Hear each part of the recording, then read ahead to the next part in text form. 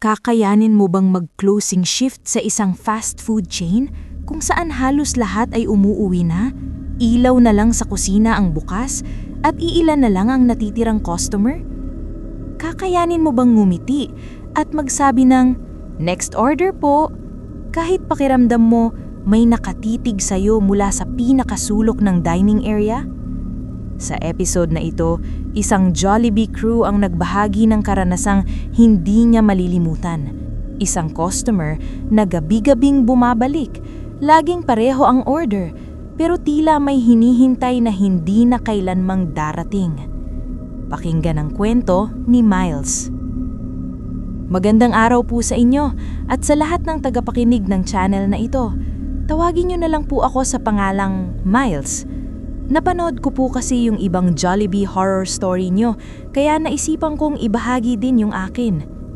Nangyari po ito noong 2022, kasagsagan ng pagbalik ng face-to-face classes. Dahil gipit kami, nag-apply ako bilang crew sa isang branch ng Jollibee malapit sa isang ospital at terminal ng bus. Madalas akong ilagay sa closing shift, 3 p.m. hanggang 12 m.n. dahil mabilis daw akong kumilos at hindi mareklamo.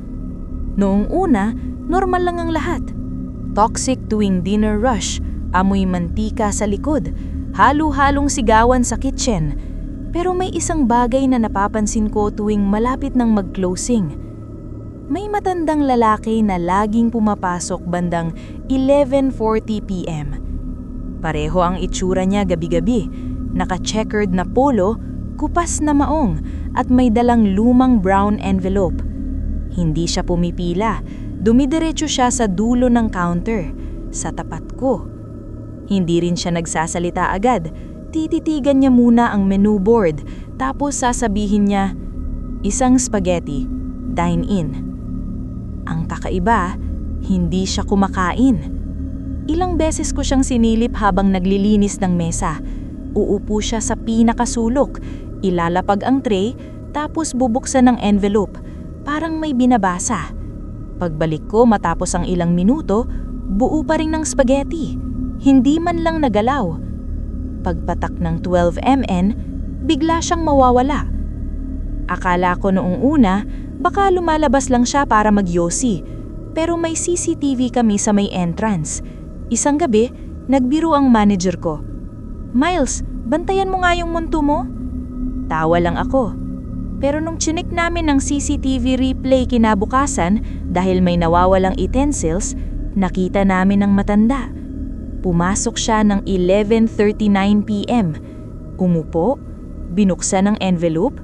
Pagpatak ng 12 a.m., biglang nag-glitch ang screen. Isang segundo lang na parang may static.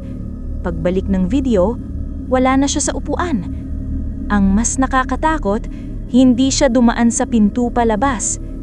Hindi na natawa ang manager ko noon.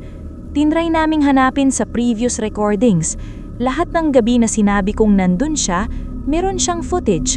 Pero laging pagdating ng 12 m.n, may isang segundo ng pagkawala. Tapos bakante na ang upuan. Isang gabi, ako lang at isang kitchen staff ang naiwan sa baba habang naglilinis.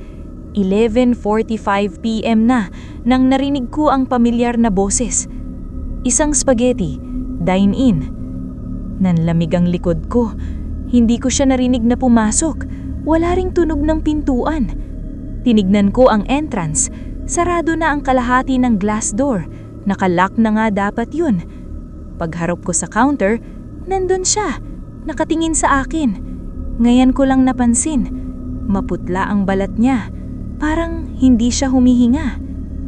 Inabot ko ang resibo, nanginginig ang kamay ko. Napansin kong basa ang sahig sa tapat niya.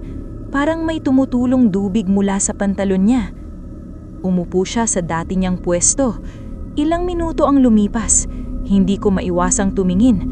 Binuksan niya ang envelope at doon ko nakita. Hindi papel ang laman. Larawan iyon. Lumang larawan ng isang batang naka-uniform ng Jollibee crew.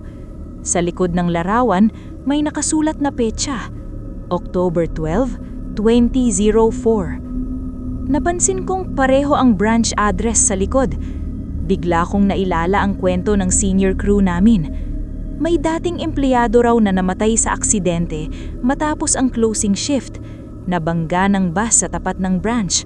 Ang tatay raw nito ay madalas bumalik para maghanap ng sagot kung bakit pinauwing mag-isa ang anak. Hindi ko alam kung totoo iyon noon, hanggang sa tumingin sa akin ang matanda mula sa sulok. Sa unang pagkakataon, ngumiti siya. Hindi pa siya nakakauwi, mahinang niya sabi. Biglang namatay ang ilaw, napatili ang kitchen staff sa likod. Nang bumalik ang kuryente makalipas ang ilang segundo, tumakbo ako papunta sa upuan. Wala na siya. Pero ang spaghetti, kalahati na ang bawas, at sa ibabaw ng mesa, naiwan ang lumang larawan. Simula noon, hindi na ako nag-closing shift. Ilang linggo pa nag-resign na rin ako. Naiwan ko sa locker ko ang larawan, pero nang balikan ko para kunin ang last pay ko, wala na iyon. Minsan napapadaan ako sa branch na yon. Bukas pa rin, maraming tao, masaya. Pero kapag sumasapit ang 11:40 p.m., napapatingin ako sa loob at minsan, sa pinakasulok na mesa, may tray na may spaghetti, hindi ginagalaw, at may matandang lalaki na nakatingin sa counter parang may hinihintay.